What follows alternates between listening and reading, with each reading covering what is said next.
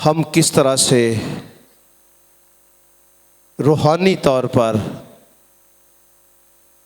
मसीह के फजल और उसके अरफान में तरक्की कर सकते हैं। आइए मेरे साथ कलाम खुदा को खोलें। पतरस का दूसरा खत,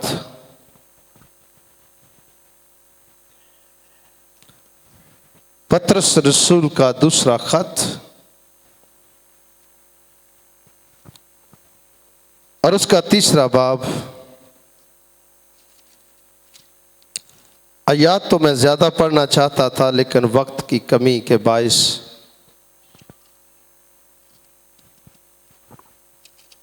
मैं एक ही हवाले पर इक्तफादा करूंगा। पतरस का दूसरा खत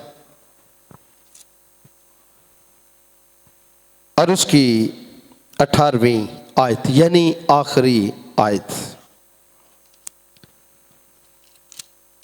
कलाम खुदा में लिखा है, बस ए अजीजो, चूंकि तुम पहले से आगाह हो, इसलिए होशियार रहो ताकि बेदीनों की गुमराही की तरफ खींचकर अपनी मजबूती को छोड़ ना दो। 18वीं आयत, बल्कि हमारे खुदावन और मुनज्जी यीशु मसीह के फजल और इरफान में बढ़ते जाओ, उसी की तमजीद अब भी हो और अब तक होती रहे। आमीन। असुब जिस खत में से आज हमने तलावत की, खुदा का बंदा पतरस रसूल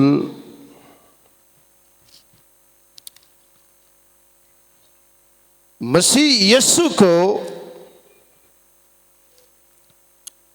इसने सूरत बदलते देखा,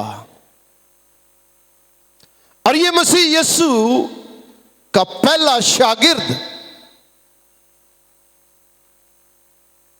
मसीह की जमीनी खिदमत का पहला फल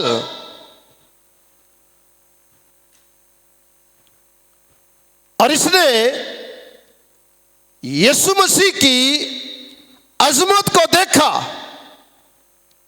क्योंकि ये खुद कहता है कि मैं गढ़ी हुई बातों या दूसरी तीसरी बातों पर यकीन नहीं करता, और ना मैं कहता हूं, बल्कि मैंने उसकी अजमत को अपनी आंखों से देखा था,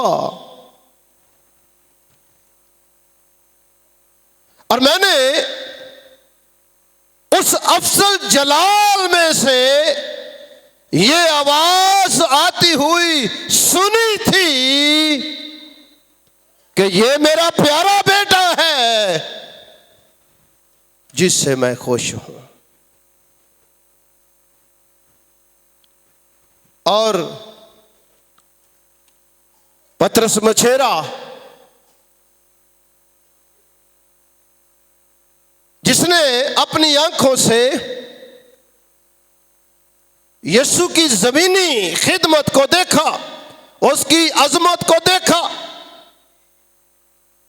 उसकी कुदरत को देखा, उसके कामों को देखा, उसकी जात को देखा, उसकी अलूहियत को देखा, उसके जलाल को देखा, और फिर ना सिर्फ उसने मसीह की इस जमीनी खिदमत के जलाल को देखा, बल्कि उसने वो आवाज जो अफसल जलाल में से आई थी उसको भी इसने सुना, और फिर पहाड़ पर इसने यीशु की सूरत को बदलते हुए भी देखा।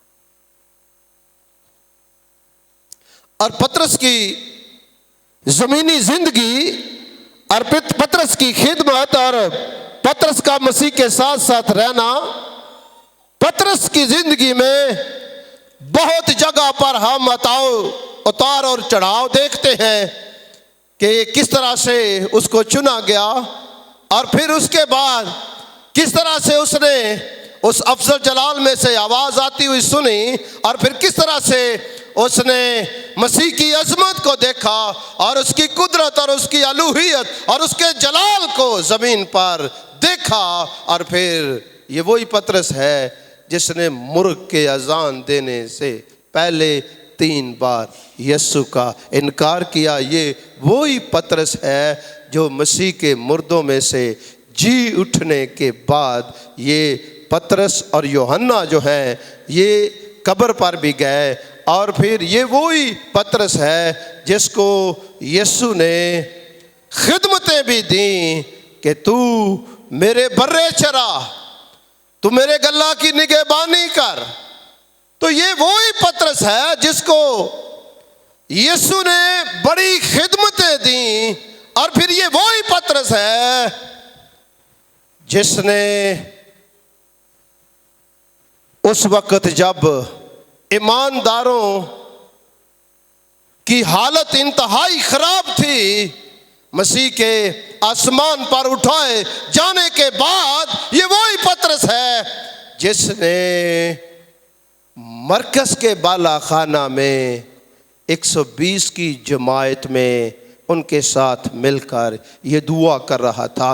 और ये वही पतरस है जो दिलेरी से यीशु की गवाही देता है, और ये वही पतरस है जिसको रसूलों का उमीर भी मुकर्रर किया गया। पतरस के शहीद होने से कुछ देर कबल पतरस ने अपने ये दोनों खतूत, जिनको हम आम खतूत का लक़ब देते हैं, दर हकीकत इसकी जो हकीकत है वो जो एशियाई कोचक के अंदर जितनी कलीसियाएं थीं जो नीरो बादशाह के जुल्मों तशद्दुद का शिकार हो रही थी और झूठे उस्तादों का शिकार हो रही थी और गुमराह करने वाली और बिद्दात का शिकार हो रही थी, इसलिए पतरस ने ये दोनों खतूत जो हैं इसीलिए लिखे। इनके लिखे जाने का जो मकसद था वो यही था ताकि ईमानदारों की हौसला अफजाई की जाए और उन झूठे उस्तादों से वो बाखबर रहे, होशियार रहे, बी अवेयर रहे, ताकि वो गलत तालीमात के सबब से ईमानदारों के ईमान को मुर्तद और मजरूह ना कर दें। इसलिए पतरस ने ये एशियाई कोचक, मौजूदा ये तुर्की है, एशियाई कोचक की कलीसियाओं को ये खतूत लिखे ताकि ईमानदार जो हैं वो मसीह की दूसरी आमद के लिए मुस्तैद रहे, होशियार और बेदार रहे। और पतरस जो है इस लफ्ज को बहुत ज्यादा इस्तेमाल करता है, होशियार रहो, बी एक्टिव। क्यों? इसलिए कि मसीह की दूसरी आमद जो है वो होने वाली है, और यहां पर ईमानदारों को वो तंबीह करता है, ईमानदारों की वो हौसला अफजाई करता है, ईमानदारों को वो तकवीयत देता है, ईमानदारों को दलेर करता है, ताकि वो जो हालात व वाक़यात पेश हो रहे हैं, जो उनके साथ पेश आ रहे हैं, उन सारे हालात व वाक़यात में वो मसीह की दूसरी आमद के लिए अपने आप को रूहानी तौर पर मजबूत करें। जब हम दूसरा पतरस उसका पहला बाब और उसकी 10वीं आयत को पढ़ते हैं तो वहां पर ईमानदारों के लिए एक और लफ्ज जो कोशिश का लफ्ज है उसको भी वो अपने खतूत में बारहा इस्तेमाल करता है। 10वीं आयत में, ऐ भाइयों अपने बुलावे और बरगजीदगी को साबित करने की ज्यादा कोशिश करो। अगर ऐसा करोगे तो हरगिज ठोकर ना खाओगे, बल्कि बड़ी इज्जत के साथ खुदा के जलाल में शामिल किए जाओगे, शरीक किए जाओगे। और यहां पर भी वो ईमानदारों को, मुझे एक मोबाइल दे दें ताकि मैं यहां पर रख लूं। ईमानदारों को वो अगर दूसरे पत्रस की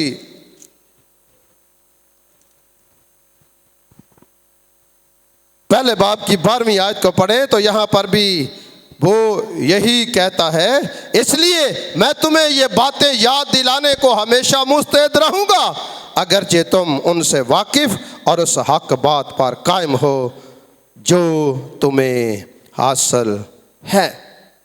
और फिर दूसरे बाब में वो उन बिद्दात का और उन झूठे उस्तादों का वो जिक्र करता है कि किस तरह से वो ईमानदारों के ईमान का सौदा करते हैं।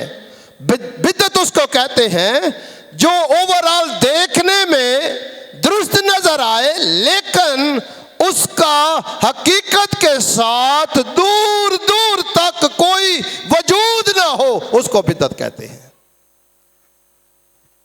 अब यहां के ईमानदारों को अट्रैक्ट किया जा रहा था, नफा और दूसरी तीसरी चीजों का लालच दे दिया जा रहा था ताकि वो अपने ईमान का सौदा कर जाएं, ताकि वो अपने ईमान के बागी और मुनहरफ और मुर्ताद बन जाएं।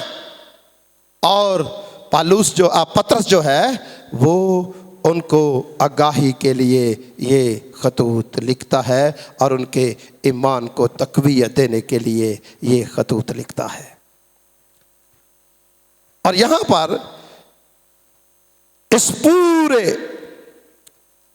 हिस्से में इन तीनों अबवाब में पतरस के अंदर एक बेचैनी इस तरह भी हम देखते हैं कि वो किस कदर ईमानदारों के लिए बेचैन है, किस कदर वो ईमानदारों के लिए फिक्रमंद है, वो किस तरह से इन कलीसियाओं के लिए जो तरह तरह की आजमाइशों में गिरी हुई कलीसिया थी और वो लोग जो शहादतें पा रहे थे, जो तरह तरह की मुसीबतों और दुखों का शिकार थे, किस तरह से पतरस को उनकी फिक्रमंदी है। इसलिए वो इस बात को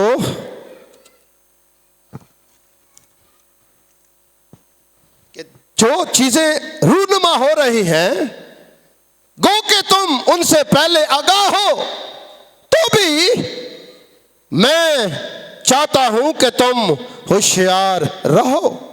हम जानते हैं कि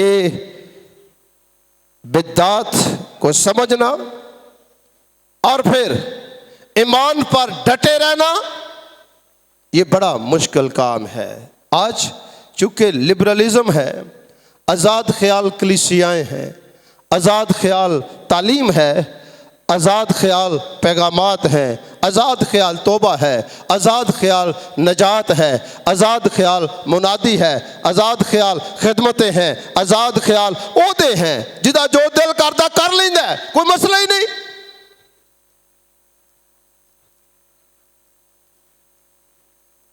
आज भी आप देखें तो मादियत पसंद जो प्रस्त जो लोग हैं, जो मादियत पसंद कलीसियाएं हैं, उनके ईमान का जो शराजा है वो बिखर चुका है। ये कार्नल चर्च है, जस्मानी चर्च है।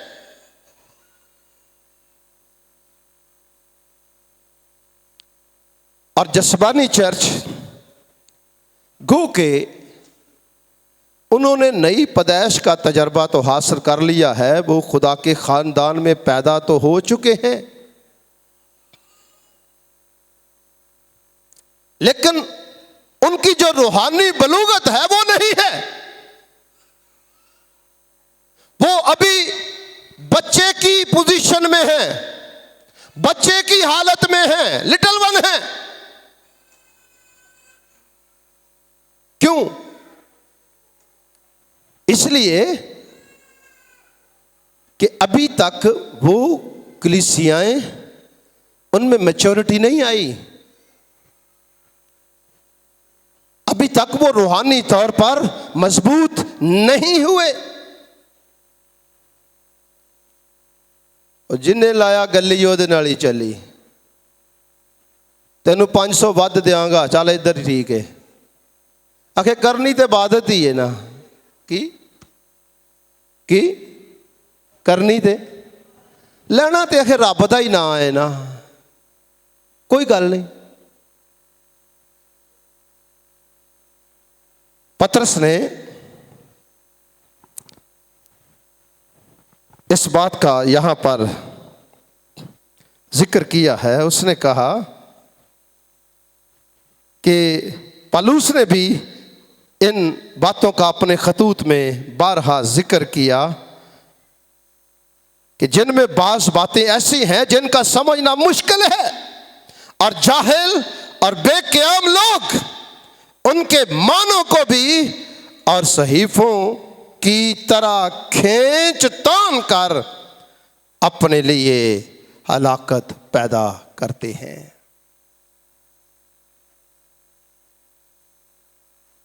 ये जाहल और बेक़याम लोग हैं जो दूर दूर तक हकीकत से वाकिफ नहीं हैं।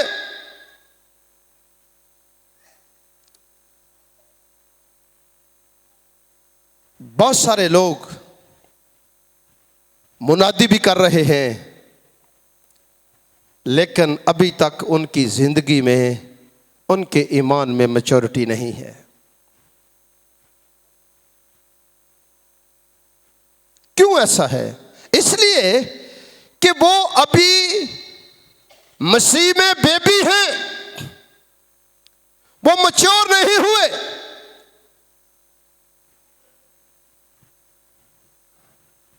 नौजायद बच्चे हैं, अभी तक वो ठोस ग़िज़ा का तजर्बा नहीं रखते, अभी तक वो पहले स्टेज पे खड़े हुए हैं। अगर मैं आपसे ये सवाल करूं कि कोई छोटे बच्चे की अदात को एक्सप्लेन करे, तो सब आप आसानी से आप छोटे बच्चे की अदात को आसानी के साथ उसकी तशरीह कर सकते हैं कि छोटा बच्चा जो है वो बड़ा खुद गर्ज होता है। वो बड़ा क्या होता है? खुद गर्ज होता है। पेंसिल उन्हें को लैके किसी दूजे को पढ़ाओ तो उन्हें लेटन लग पैना है। सेल्फिश होता है, वो सिर्फ अपने ही बारे में उसका ख्याल होता है, और फिर इसी तरह उसके जज्बात और एहसासात जल्द टूट जाते हैं, और भी बहुत सारी ऐसी बातें उसकी ज़िंदगी में होती हैं। जो न्यू बॉर्न होता है, छोटा बच्चा होता है, साल का 2 साल का होता है, और फिर वो अपने अंदर हसद भी रखता है, हालांकि उसको पता नहीं है कि हसद होता क्या है। क्यों? इसलिए कि वो इस बात को नहीं समझता। वो झगड़ता भी है, और वो रोना जानता है, वो गाना नहीं जानता।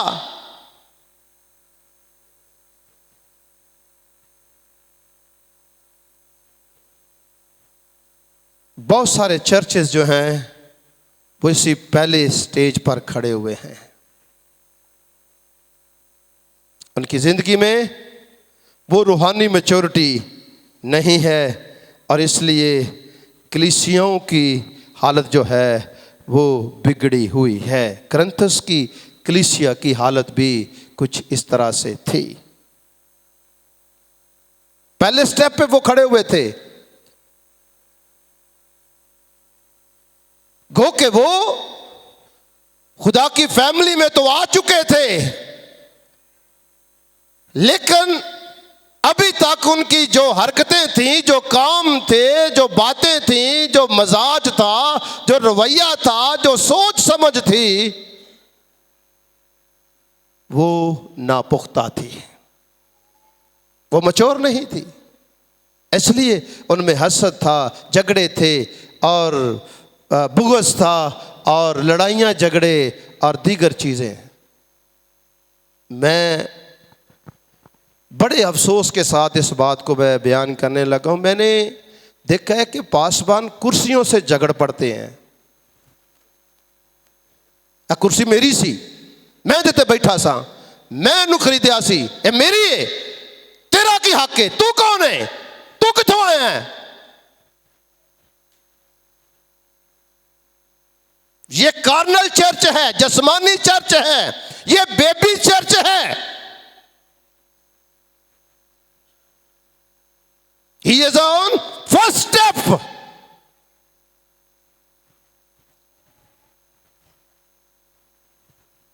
अभी उसका जो ईमान है वो पहले स्टेप पर है।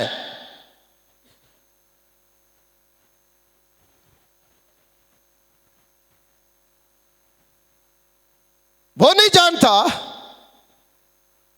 कि एक बचाया हुआ शख्स कैसा होता है, एक मैच्योर ईमानदार कैसे होता है, एक बुलाया हुआ शख्स कैसा होता है।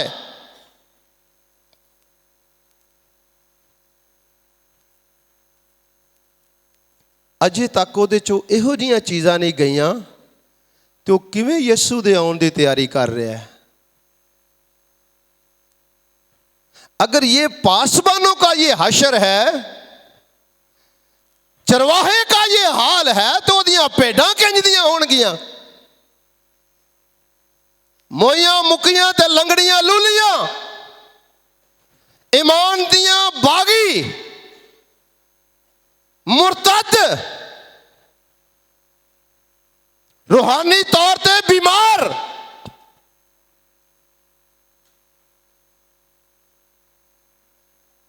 ਜਦੋਂ ਭਗਤ ਪੈ ਆਪਣੇ ਇੱਕ ਦੂਜੇ ਨੂੰ ਮੋਢੇ ਮਾਰਦੇ ਨੇ ਤੇ ਦੂਜਿਆਂ ਸ਼ੁਦਿਆਂ ਦਾ ਕੀ ਹਾਲ ਹੋਵੇਗਾ।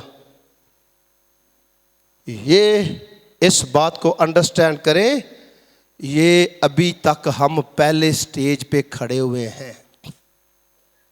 हम खुदा के खानदान में पैदा तो हो चुके हैं, उसकी फैमिली का हिस्सा तो बन चुके हैं, लेकिन अभी तक हमारी जिंदगी में मैच्योरिटी नहीं आई, अभी तक हम मैच्योर नहीं हुए।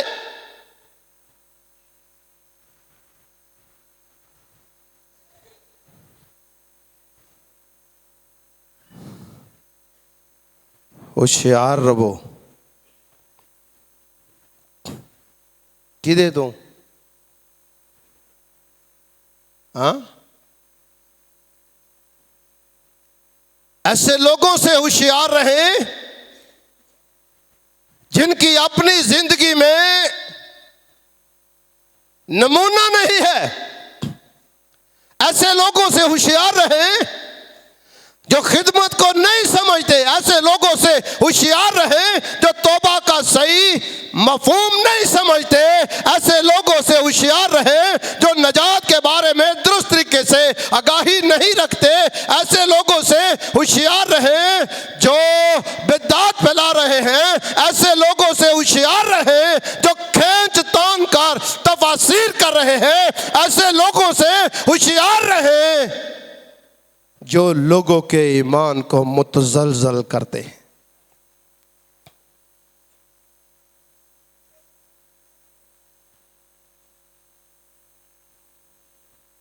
मैं इस बात को सुने जी, पादरी कुर्बान साहब सुने।